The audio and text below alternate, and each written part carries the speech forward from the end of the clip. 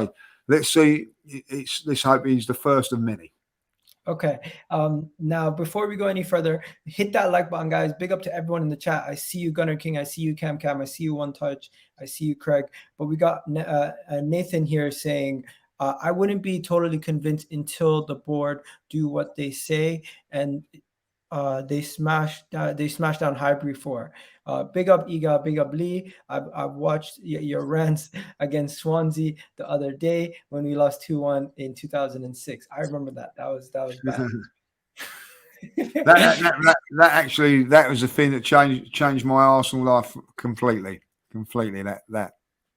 That rant. That's how you got into content, right? Was that the day that you got into that was it. From that rant there, it just went mad from then on. And it just changed. Well, to be honest, it's changed my life completely. Like, you know, from what I do now, you know, to completely and utterly changed my footballing life. In fact, changed my life more than anything. Like, you know, so yeah. Would you say that rant? It was on AFTV, of course. Yeah. Basically started like the way that you change as a fan, because now you're an influencer. You're basically you're more than just an Arsenal fan. You're worldwide known by a lot of fans because of this. And it's like, does it affect you? Do you do it like as a job now, or do you still like do it? It's I'll just in the next couple of weeks it will be it's full time now, really. But I'm it'd be like my sole job in the next couple of weeks.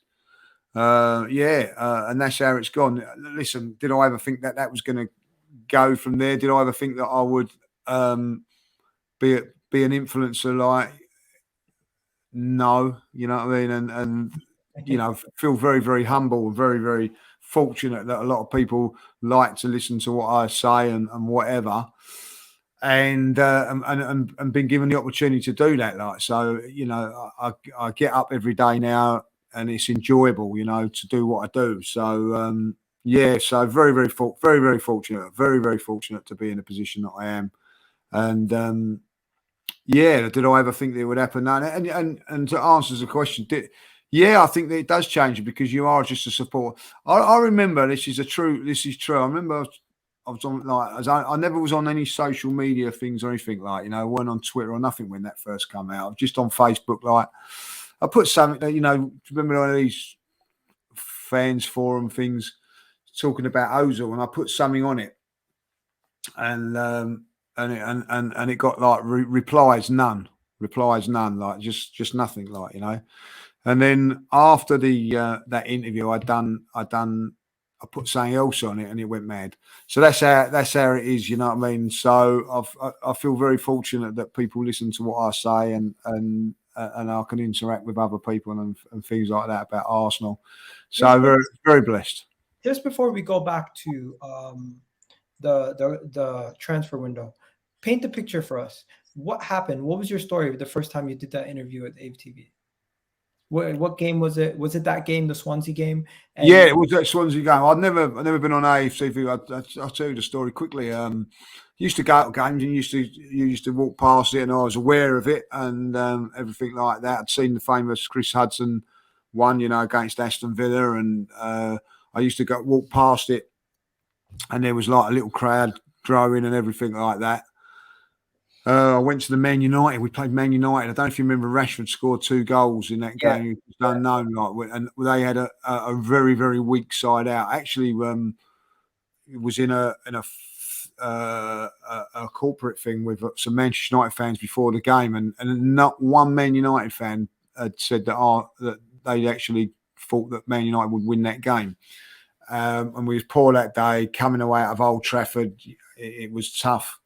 We go to the game against Swansea, and I'd say that Spurs had just beaten Swansea at that weekend as well. And then on to that game, and we lost to Swansea. And I just remember just walking past it, frustrated with lost, of course, you know. And I said something as I walked past it, and someone said, "Well, why don't you get on there and say that?" So I said, "Yeah, well, I will." And before I could think about it or not, the crowd opened up, and I'd just done it. And I wasn't on social media or anything like that. And I remember going home after I'd done it and saying to my mate, who I found out who'd gone back to the pub and everything, like, it was a little bit into social media and everything like that. I said, I've gone and done an interview on that AFTV. I think like, can we get it off? Is there any way? I'm not too sure if I've done it. He said, what do you mean? So I said, I've gone on there. So he said, let me check it out. Like, and he said, bloody hell, Lee, it's going mad. And then, he phoned me up about 3 o'clock in the morning and he said, like, oh, mate, it's gone viral, mate. It's gone viral. Well, you know, what's that, disease or something? I didn't even know what viral meant at the time, like, you know what I mean? So he's going out, mate. I said, well, put a stop to it. You know, because obviously this time I had a contract with Tesco's, like with the dry cleaning and all that. I'm thinking that could that affect it and everything like that. I was a bit worried at that time. But then I heard that Gary Lineker was on it. Then there was like it was going. When I played football, the fella now he does all for Spurs, but he was doing all the local football. Where I played local football, he'd contact me and said, "Look, can you do a little article in like the local paper for it and all that?" Like, it just went completely off the scale. We actually played Spurs on the weekend after that game. Drew 2-2. Do you remember when Sanchez scored in the last minute and who got sent off? Coquelin got sent off. It was 1-0 up. Ramsey scored with a flick. Coquelin got sent off. Yeah. You can't forget that flick. Can't forget that game. 2-2. Well, as I was in this, don't forget, I'm still not on Twitter and all that at this moment in time. I'm in the stadium. That flick was better. That flick was probably as good as the Rabona that thing did. Yeah, it goes under the radar. That does. It goes under the radar, that game, that goal.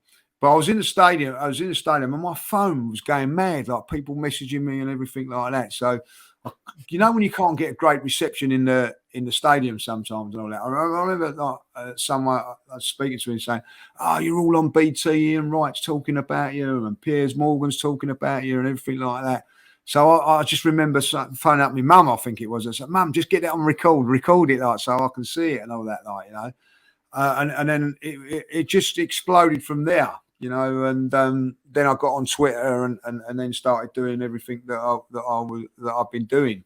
And so it was from there. You know, blessed to have met people like, you know, Ian Wright from that days there. You know, Piers Morgan, who was in that interview, spoke to him.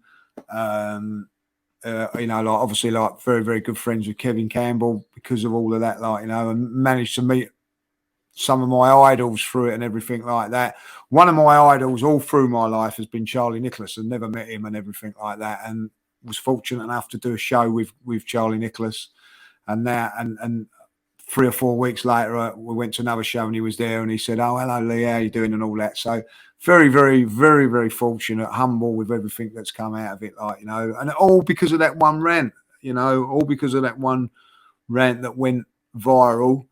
It's led to so many other things.